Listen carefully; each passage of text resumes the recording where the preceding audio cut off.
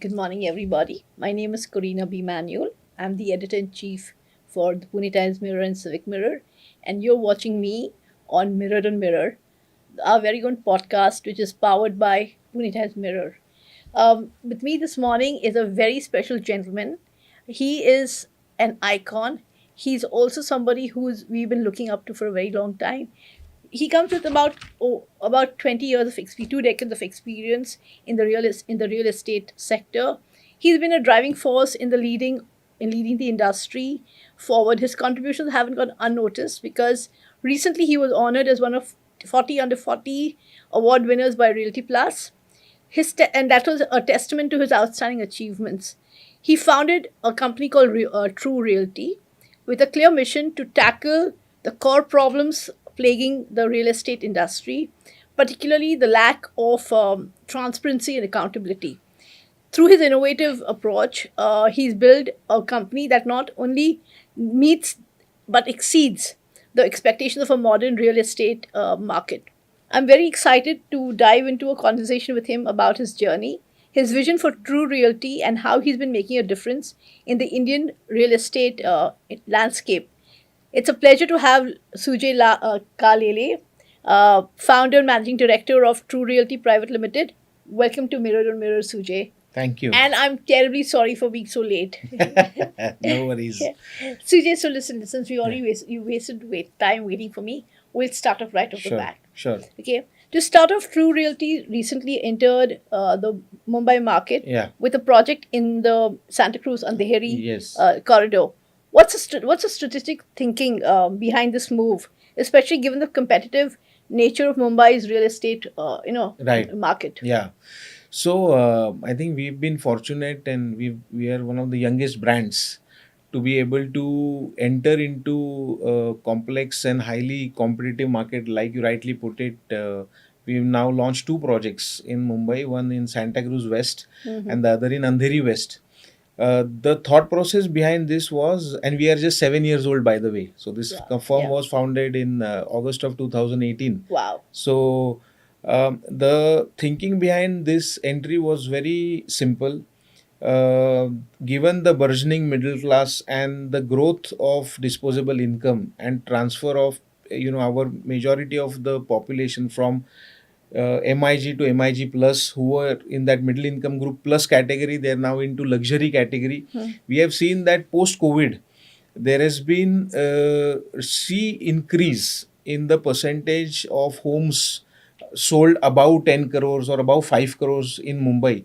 If you look at just the numbers, as compared to last year, the number of homes priced 10 crores and above in Bombay has increased by 24%. Right. So post COVID, it was a clear indication that the movement is going to be there, and that's where we felt it is the right time for us to enter. And we are very fortunate to get these two very well located land parcels, which fit into our scheme of things, the way we want to develop and add value.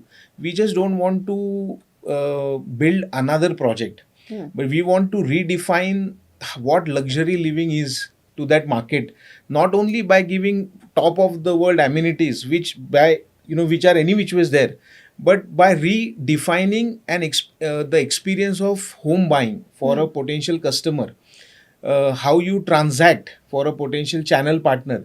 So we felt the Santa Cruz West and Andheri West Juhu fit into perfectly, and we are fortunate to get these two land parcels in the right corridor, so as to say. Okay.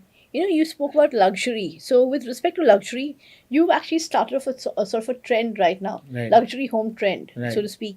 So, Mumbai's luxury housing market is about 10 crore, has seen a remarkable growth in H1. In the H1 section Right. in the year 2025, Yes. with sales increasing by 11% year on Right, year. right. And what are the key factors beyond the numbers? I mean, that you believe are it's driving this thing so robustly? I think connectivity and infrastructural improvements. See, earlier, if you see higher price ticket size, like you said, 10 crores and above, they were pretty restricted to the island, Mumbai island, like so the Worli Tardev belt, was they were the prime markets with coastal road coming up with higher connectivity, metro 3, expected north coastal road from Bandra to Warsaw being fast under execution. Now you see even a market like Borivali, there was a transaction which was widely reported. A 4 bedroom of 2500 square feet carpet got sold for 8.5 crore in a market like Borivali, right, which was unthinkable pre-COVID. So I think it's a combination of rising disposable incomes, a great stock market. People have had a fantastic run in stock market. It's the bellwether of wealth creation when it comes, and coupled with better north-south connectivity and east-west connectivity, that is making people move and contributing to little decentralization of the price bracket in Bombay, if we can say so. Okay. So, it's literally like you're talking about live large now. Right. High thinking, high living. So, I know this data also shows a significant increase in the share of units about 10 crores Right. within Mumbai's total luxury sales. So, from 60% to 75, if my Yeah. if my research is correct. Is this a sign of rising aspirations, or are there market dynamics at play, such as a shift in what luxury means to the buyers? I would say it's a combination of both. Definitely, aspirations have widened. See, what COVID did was, if you look at who is buying, obviously many promoters are buying, and you have seen recently 2-3 transactions getting reported where owners of large listed companies or private companies for that matter have bought apartments worth 600 crores, 300 crores, right? So if you leave those outliers aside, majority of the buyer base today are really professionals in their mid 30s to late 30s, early 40s, who are buying these aspirational homes. Right. They entered the workforce late 2000, and while most of them were still thinking about sharing versus buying and all of those, what COVID pushed them was need for bigger homes and need for that social security by owning physical asset. So that was a clear trend that we saw pre-COVID and post-COVID, that aspirations for a bigger home went up, definitely. In addition, what has happened is last 1 year we have seen Reserve Bank of India cut home loan rates, the repo rate pretty aggressively, which has resulted in reduction in home loan rates also. I remember in 2008 post Lehman collapse, similar aggressive rate cuts had happened, and the rates had come down from 8.5 to 7.5 Yeah. to 7 also. Correct. And market revived like crazy at Correct. that point. So I think going forward, while this has happened in the last 6-8 months maybe, but this bodes very well for the residential housing market for years to come. But on the flip side, you've also seen a 36 rise in unsold inventory, Right. in the luxury category. That's about 2.5 crore. How do you reconcile this with the record sales at the higher end? So it is always bound to happen. There are some markets which will have some inventory which doesn't fit with product price mismatch. Some micro markets will have faster offtake.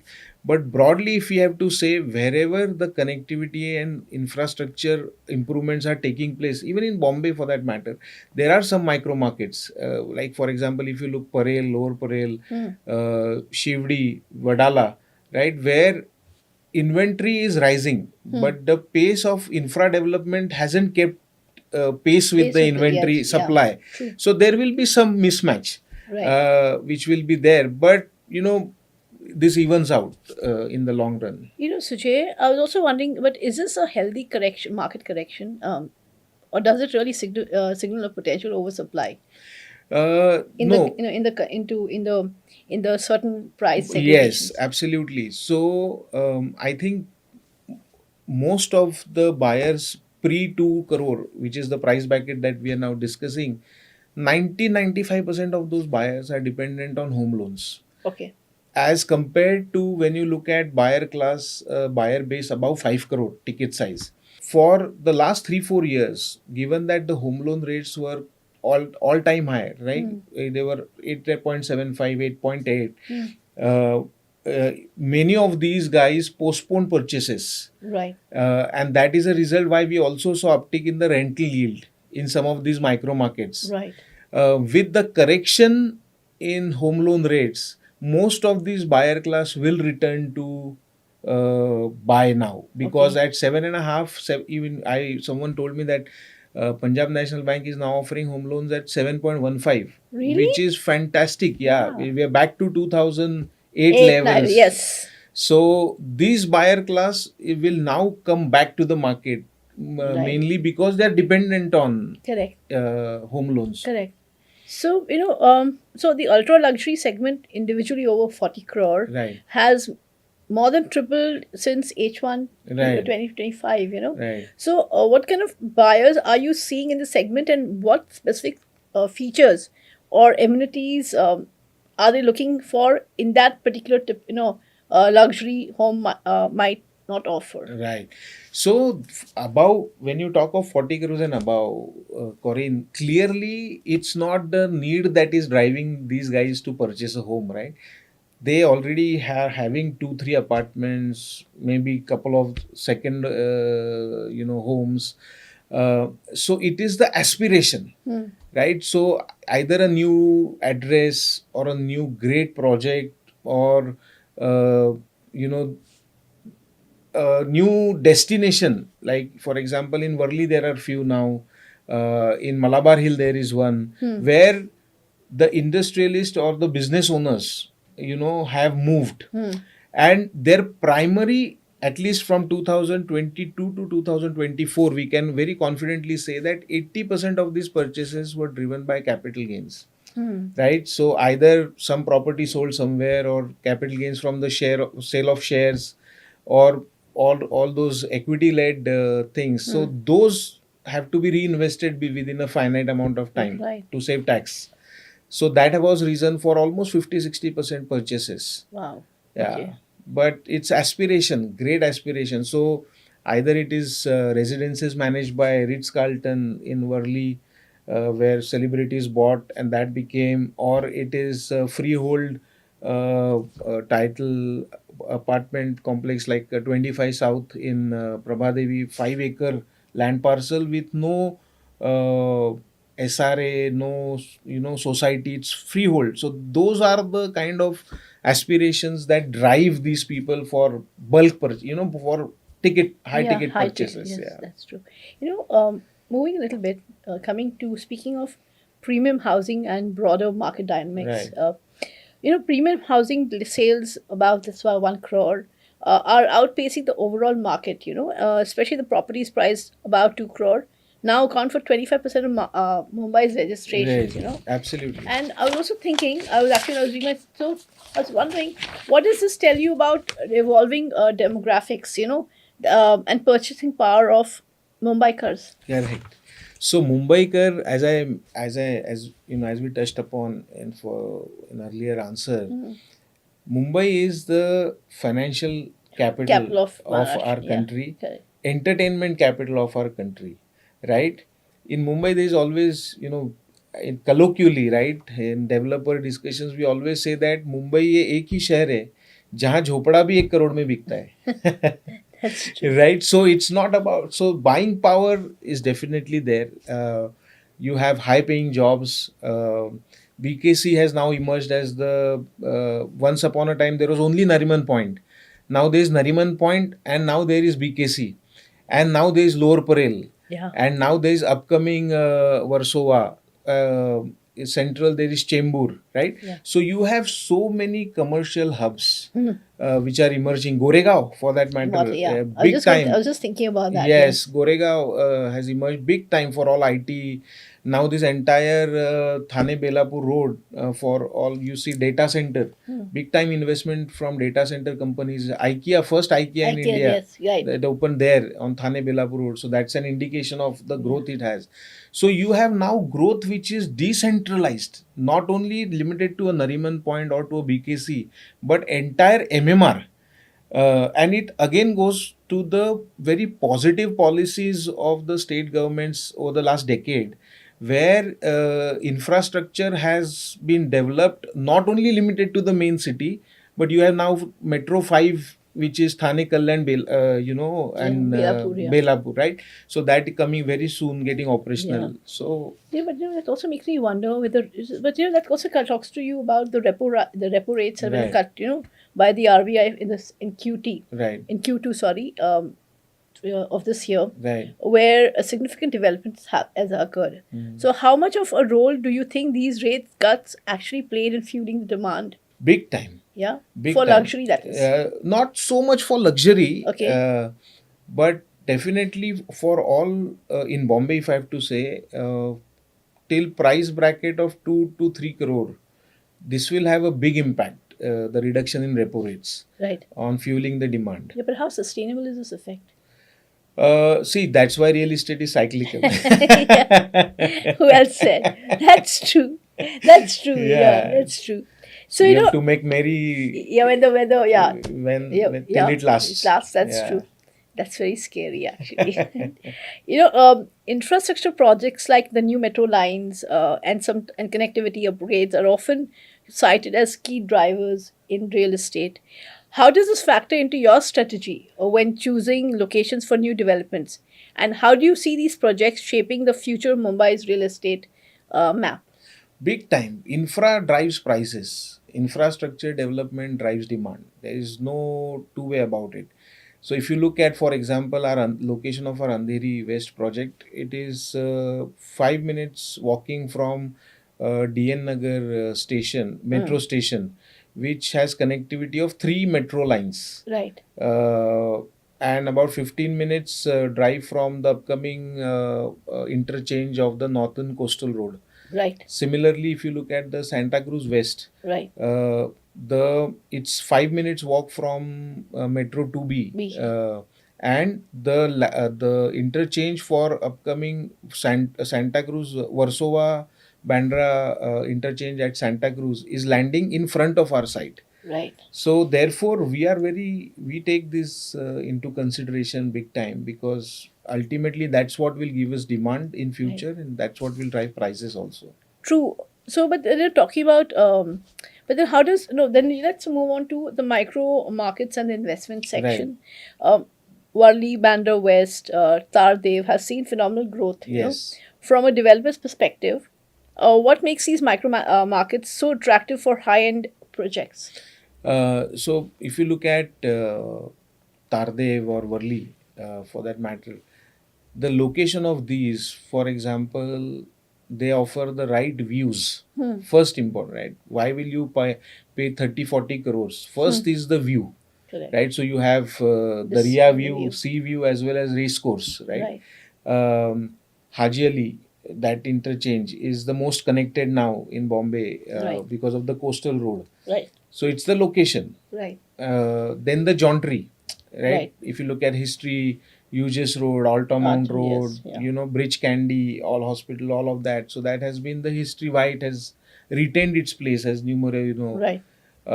Now, what Worli and Tardev maybe is to the town, Bandra Khar, Santa Cruz is to suburbs, right? That's how they're developing. Yeah.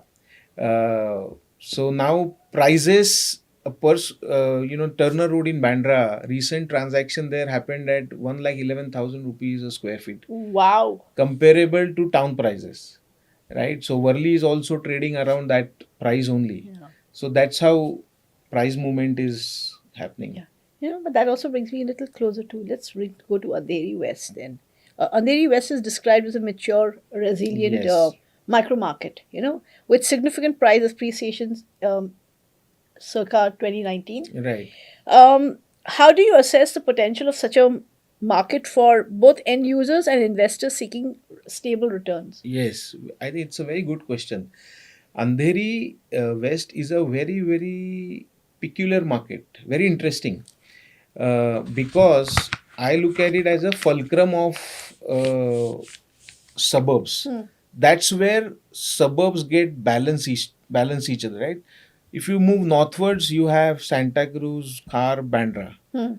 If you move northwards, you have Oshiwara, Goregaon, and all of Yes. that. Yeah. So that's where the right mix of demography and right mix of location Right. Andheri as a market offers. So you have people who have done very good. It's like if you are living in a two bed in a place Dahisar or Mira Road, and the moment you're that first or second promotion you achieve, right? And you ask what is your aspiration now? He says, I want to buy a two or three bed in Andheri, right? So it's extremely aspirational to the northern markets. When you look at, so aspiration is the driving factor for someone who is living northwards of Andheri to move to Andheri. Yes. When you look at people, there were in the past also, there have been instances where people from Santa Cruz West, or for that matter even Khar West, have moved to Juhu, which is in Andheri West, primarily because of the kind of solace it offered. Not so much now, but earlier, because of the kind of lifestyle it offered, the address it offered, and the infra. Right. So that became aspirational for people who lived southwards, but still to move Andheri. Right. And with the closeness to the airport, that was always the added factor. You have, because for stable returns, you have long term contracts with airlines, entertainment, Yes. all of that, also driving that factor for Correct. Andheri. Andheri. So, but then if you speak of Andheri, you have to speak of Santa Cruz as well. Yes. The data also highlights Santa Cruz West as a preferred high-end locality. Yeah.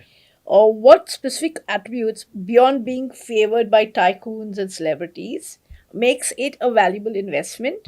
And what kind of future do you project for this area? The biggest, people always say, I've always looked at Santa, when I talk to people, there has been a perception of Santa Cruz West being that unfavored cousin brother or sister for that matter. Ouch, yeah. As compared to Bandra Khar. Right. But basic advantage of Santa Cruz West is the far wider roads. If you are in Khar, most prime area of Bandra Khar Santa Cruz is 15th road to 17th road of Khar. Correct. Right, where Khar Gymkhana and all of that is. Yeah. You have 20 stories buildings on 12-meter roads. Right. As a result, the congestion has gone up, pollution has gone up, everything, right? And smaller plots. It's completely opposite in Santa Cruz West. With a 5-7 minutes drive, you get 30-meter wide roads. Right. And tree-lined boulevards. You get bigger plots. Like for example, average plot size in Khar is around 1500 square meters. Yeah. Average size of plots in Khar in Santa Cruz West is upwards of 2000 meters. Yes. So when you put these two together, you have wider roads, which means lesser pollution and better accessibility. Combined with bigger plots, you are able to offer much better amenities. But then Sujay, I was wondering, then if you're talking about all the pros, let's talk about the cons a little bit. So what kind of challenges do you foresee over here? In Santa Cruz West, the only challenge is the height of buildings, because most of the Santa Cruz West falls under the funnel zone. Correct. So other than the height of the buildings, the buildings in Santa Cruz West can't be as tall as the ones in Bandra or Khar. Yeah. But that gets compensated because we are closer to the shoreline as compared to these two micro markets. So we get better sea views, not going taller also. So what's the future look like over there? It's very good. Yeah. Bandra has already reached, Bandra decides the rate. Correct. So Bandra circa 2022-23 was 75,000 on carpet. Okay. It has crossed 1 lakh. Right. Khar in 2022-23 was around 55. It is now 75 to 85. Next is Santa Cruz, which was 45 around 22-23. And now? And now we are expecting it to cross 55 to 60. Wow. So that's how ripple effect of pricing is. Wow. Historically, this is time tested, that Santa Cruz will always be at Khar will be at a 20% discount to Bandra. Santa Cruz will be at a 20% discount to Khar. Andheri will be around the same thing as Santa Cruz, Right. a little less. That also brings me to a part away when you talk about, especially about affordable housing projects, segment which is under 1 crore. It has seen a significant drop in the new launches, right? Why do you think developers are now shying away from this segment, and what are the long-term plan implications for this supply-demand mismatch in Mumbai? So I think the launches, it's And not. I'm playing the devil's advocate No, here, okay? 110%. It's a fair question. Kuri, if you look at how the prices have moved, it's not that the launches under 1 crore have dropped. Hmm. It's just that what was 80 lakhs 3 years ago is now 1.2 crore. So, and you The know, numbers are as maddening, yeah. yeah, but as long as, see, if you ask anyone, right, what were the salaries 4 years ago Hmm. and what are they now? As long as India's GDP continues to grow at 6-7%, as long as that gets translated into increments every year, the prices will move, Right. right? Steel, cement prices have gone up. Government ready reckoner rates have gone up. So if the input continues to go up, obviously output has to Yes. go up. Go up. But coming back to the question, the better the connectivity, the only way we can bring more sub 1 crore supply to the market is by making inaccessible micro markets today more accessible. And how do you How? make that? It's only roads and infra, Hmm. right? So earlier, 10 years ago, maybe a dahisar was considered unsellable. Correct.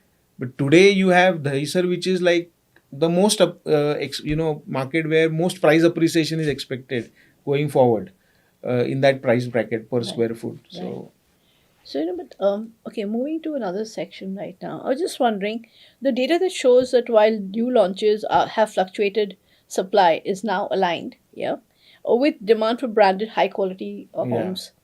Could you elaborate on what this means really to somebody who's looking to buy Hmm. a home?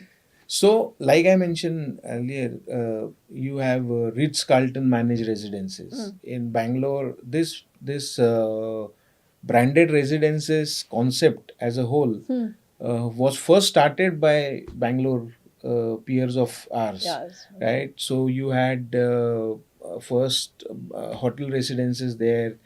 Then you had many hospitality brands coming up. You had even in Pune we had Leela residences, but that Right. plan was ultimately shelved. Shelved. But while there is still demand into that, they feed into the aspiration aspect that my home is managed by X hospitality brand. So I get the same level of service which otherwise I would get Yeah. have to go to a 5-star hotel. My guests, most importantly, my guests would get a service, that level of service from that hotel. So, what defines a branded high quality home in today's market, and how does True Realty meet its demand? Right. So I think there are two ways of looking at it. Hmm. One is whether the kind of specifications and amenities and the overall product are resort like. So Hmm. you it's a residential apartment project, but everything that we have designed is like when you enter a resort, Hmm. right? So other than your that private space which you call home, everything else is designed and built and managed like a hotel, right? And second is it might be a project, but it is fully only managed by a brand Hmm. like a Ritz Carlton. So you have both the options currently in Mumbai market, where Right. there are projects which are very well designed. Like for example, our Santa Cruz project, with it has the biggest pool in Bandrakhar Santa Cruz area, right? It has an entire amenity floor which is dedicated, very similar to what we find elsewhere. 3,000 square feet double light lobby, arrival area, which again gives light. And then obviously when you go little bigger uh, apartments, then you have the likes of Ritz Carlton residences and others which are available. Right. You know, you're talking about designs. What kind of designs do you have in Pune now? Oh, Pune has always been one of the cities where there has been a confluence of designs. If you look at if you look at U's first project was in Pune, Pune. correct. If you look at we are developing a project in Bavdhan by name Kekara Villas. It's the first and the only project in the country which offers you not only choice of designs, so you can choose from 800 designs of villas, but going a step ahead, we offer you choice of architects to design your home. Wow. That's a first. Okay. In the past, people have offered five designs of villas, five plans of villas, but we have taken the step even better. Because why? These are namchin architects, right? And if my customer on his own approaches them, they may be out of bound. But as a developer, when I go to them, they become accessible to my customers. Right. So that's the design innovation now. So wow. So that means Pune will be completely spoiled for choice. 100%. Wow. That Punekar sounds- is always like that. that's the nice way to say it. And that's true because it is no longer simple living and high thinking. Now it's Yes. high thinking, higher living. Absolutely, very well said. That way. So so finally, when I'm thinking about this right now, finally looking ahead, what's your prediction for the next 12 to 18 months in the Mumbai real estate? I'm going back to Mumbai now. Right. So Mumbai will continue to grow. Demand is very stable. The repo rate decrease will bring even those people who are on the fence and waiting for affordability as far as EMIs goes. And that's where the next wave of demand for homes in Mumbai will come from. Wow. So, but talking about this, Sujay, my last question to you is, do you actually expect the luxury and premium segments to continue the upward trajectory? And what challenges or opportunities do you foresee? Yes, so as long as I mentioned, as long as the stock market and the India's GDP continues to grow, we might have an year, a little breather in 5 crore to 15 crore category. That is for TRU Realty, No, especially? in general for the Okay. market. Okay. Currently in Mumbai, we don't have any product which is priced 10 crore and above. All our projects are in 2 crore to 10 crore category. But otherwise, infra is growing, connectivity is improving, newer people are coming into Mumbai, jobs are getting created. So these are all right recipe for real estate to keep boiling. Wow. And I hope it's a high boil. Thank you so much, Thank Sujay, you. for coming to the Pune Times office, Yes. speaking to us. And it's so much nicer to have you here with us. Thank you, Corinne. Once again, I apologize for being late. No worries. And wish you all the very best. May your tribe grow and may more power to you. Yes. Thank you, Corinne, for insightful discussion. Thank you so much. Thank you. Yeah, thank you. Ladies and gentlemen, that was Mr. Sujay speaking to us this afternoon. And we are really, really thankful to him for being with us. I hope you guys enjoyed this, and I hope you could take away a little something for yourselves to help you make better choices for your living. And if you're thinking of high living, you know where to go. TRU Realty. Thank you. Thank you.